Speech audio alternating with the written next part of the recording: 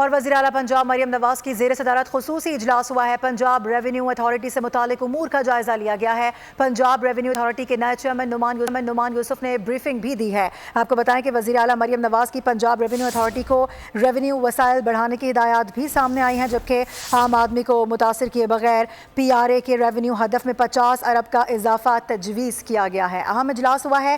وزیر اعلیٰ پنجاب مریم نواز شریف کی زیر صدارت یہ خصوصی اجلاس ہے۔ پنجاب ریونیو اتھارٹی سے متعلق امور کا جائزہ لیا گیا ہے۔ فاطمہ شیرازی سے بات کریں گے، مزید ڈیٹیلز لیں گے۔ فاطمہ بتائیے گا۔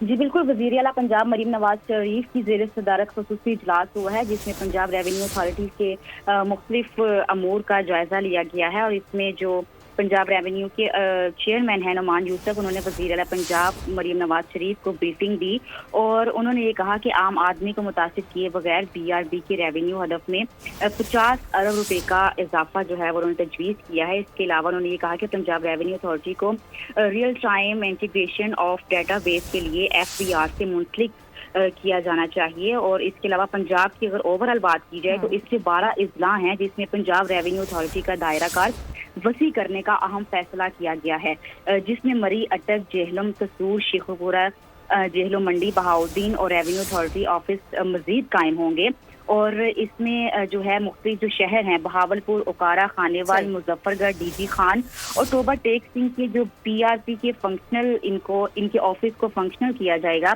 اس اجلاس میں چیف سیکرٹری زاہد زمان اختر، سیکرٹری فائنانس مجاہد شیردل اور دیگر افسران بھی موجود تھے۔ جی ٹھیک ہے فاطمہ، ڈیٹیلز دینے کے لیے بہت شکریہ آپ کا۔